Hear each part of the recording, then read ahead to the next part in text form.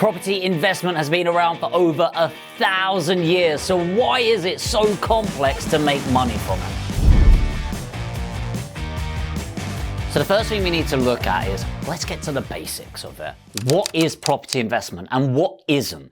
First of all, we need to divide the short term to the long term. Property investment is a wealth game. And what I mean by this is it's the long-term accumulation and preservation of wealth.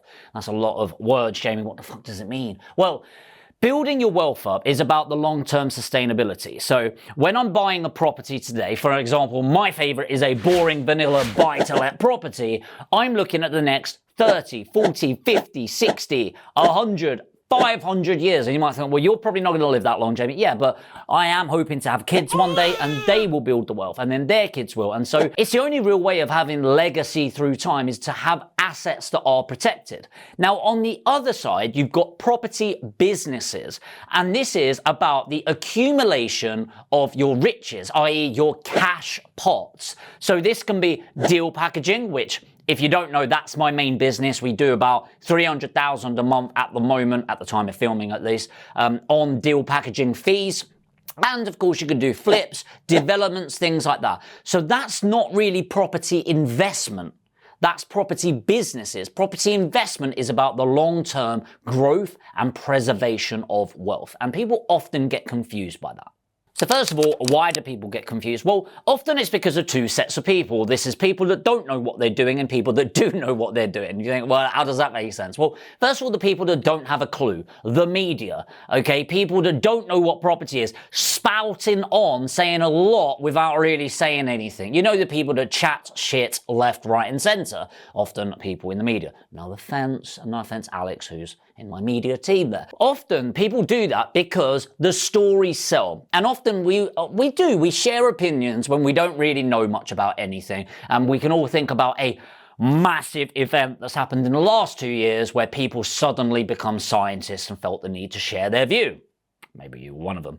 Maybe I was, who knows. On the other side, you've got the experts, property experts that have courses that they want to sell. And by the way, not slagging them off, I also have an education company where I educate people on this, but I just don't feel the need to change the meaning of things. So it's really important to not just listen to the information, but who's giving it to you and what agenda they have. For example, if you're watching my YouTube channel, my only agenda for producing content on here is that if you get value, my hope is that you will hit the subscribe button and then I get more subscribers. Happy days. Click the button, right? So property investment, that's the basics. Then what we want to do is really divide the types of properties. And in short form, you can really divide this into residential and commercial property. Now, most of the time, you're going to be looking at residential property. However, there's a lot of people that do go into commercial and stick there. For the purpose of this video, we really need to focus on the residential part. And the reason for that is if you're watching this video and you're looking for a basic overview, you are not ready to invest in commercial. It's way too complex for now. So we're looking at residential property investment. And really, this covers things like buy-to-let properties, HMOs, and serviced accommodation. Now, when you get to the serviced accommodation part, which I'll go through, that's more edging towards that property business side, but we'll still keep it in the property investment side for the purpose of this video. And if you stay until the end of this video, I've got a free gift for each and every one of you that hits that subscribe button. So as I said, my favorite is boring vanilla buy-to-lets. Why do I like boring things? Because investments in the boring is where it gets fun. And the reason for that is I'm a big believer in your active income should be active. People like it's really weird in property. Oh, it fucks me off if I'm really honest. People get into property and they're like, I want the passive income dream. It's like, no, you don't. Like, that's just being sold to you. Like, retirement is fucking boring. If you enjoy property, then you enjoy property. And that's a property business. So for example, I've got an education business. Huge amounts of impact, huge amounts of energy, so much time that goes into it. I've got a deal packaging business.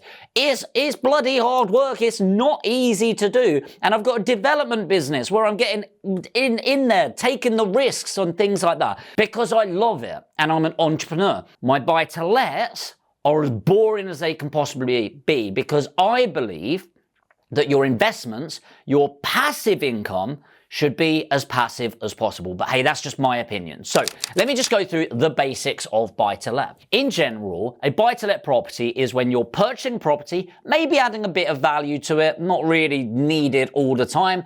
You're then renting it out to somebody that wants to make your house their home. They're going to pay you a rental figure. Now, most of the time, in exchange for this, what you typically do, you use leverage. So we get mortgages on these properties to make your money go further. So you don't need to be a millionaire at all to get involved in property. If you've got 50 grand, 100 grand, 100 grand, you can buy 2 properties in Leeds. Now, typically what you do is you'll put down a 25% deposit. 75% will come from the mortgage company or the lender on there. And then you'll just need to pay your legals, broker, stamp duty, and then refurbishment and landlord insurance. That's it. Very simple setup.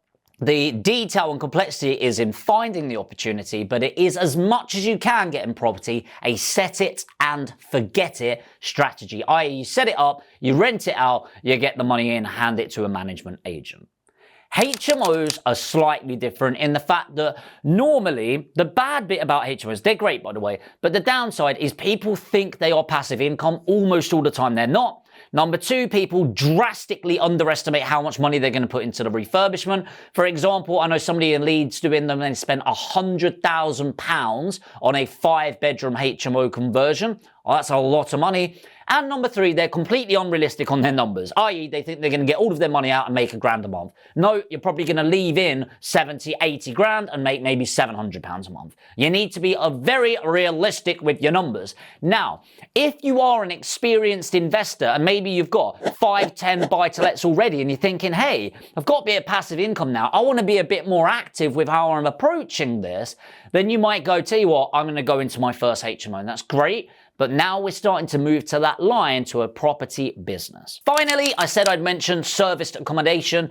Now with serviced accommodation, you need specialist lenders. Most of the time, the value of the property, if you're purchasing a property to do SA, the reason I say that is you can rent a property and then do it as serviced accommodation and rent per night. But the lowest value is about 140k that can do this. And this is because lenders won't lend for service accommodation below a minimum. And you shouldn't use a typical buy-to-let mortgage for this. So what you want to do with this, and I'll give you some quick tips if you want to look at this, is go on Airbnb and Booking.com, look at the demand in the area, where are the properties, find out who the serviced accommodation providers are, because they will likely be serviced accommodation lettings agents, so they'll be management agents, specialized. Get in touch with them because they're the people that want more properties. And I would say to them, hey, my name's Jamie. I want to get some serviced accommodation in the area. If I could find properties in like the best area, what would it be? And is there a specific layout? Is it 2 beds? Is it 3 beds? Is it 1-bed flats? What is it you're looking for that you would snap up for me and you'll go, I will have that rented out as many days as I possibly can? Because instead of you guessing where the demand is, why don't you talk to the person on the front line that actually experiences the supply and demand every single day? So if you're looking to do the analysis in the area, the market research, and you don't want to go to 10 different places, I'm going to make it really simple for you. Use property data. It is pennies, a free trial. If you're interested in finding out more, there's a link in the description. You can go on there. So once you've got this market appraisal, you really want to look at the crime rates in the area, Ofsted reports of schools. Have they got good or outstanding schools in the area? And what's the supply and demand in the demographic of the area? Now, those are 3 really simple ways, and property data shows all of that in one place, by the way, where you can understand, is this a high demand area for the rent? When you're looking at budgeting, and this is one of the most important things that people get wrong, you need to make sure that you are including absolutely every cost within that. Now, I could spend the next 5 minutes breaking all of that down, but instead I promised you a free gift, and we've actually put together a boring vanilla buy-to-let guide that is specific to buy-to-lets, but even if you're looking at other strategies, it will be really helpful. And it's a free gift for now anyway, for you just for being a subscriber of the channel. So I really appreciate you being here. There's a link put in the description. I'll also put it in the comment and pin it to the top. Completely free. Just go on there. I think you fill in your email on there and we'll send that straight over to you. And let me know what you think of it, by the way. The team has spent a lot of time on this, making sure it's as valuable as it can possibly be, and it will help you get started on your buy-to-let journey. So that's all for now. This was really just to give you the basics, the overview of investing in property.